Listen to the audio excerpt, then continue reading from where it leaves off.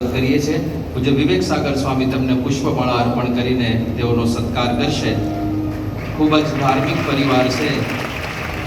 દાદભા બાપુને તેમના પરિવારજનો તરફથી ગામની અંદર 4 મંદિરો ટોટલ નિર્માણ કરવામાં આવ્યા છે। સાથે સાથે આ મંદિરના નિભાવ માટે 190 વીઘા જમીન પણ આ પરિવારે દાનમાં આપેલી છે।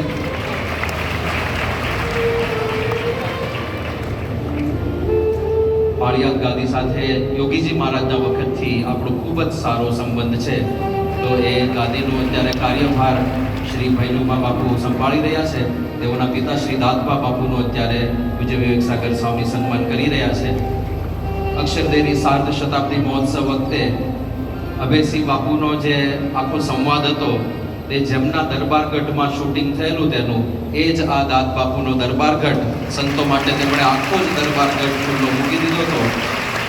આપણી સાથે ખૂબ જ ઘનિષ્ઠ સંબંધ આ પરિવારના છે।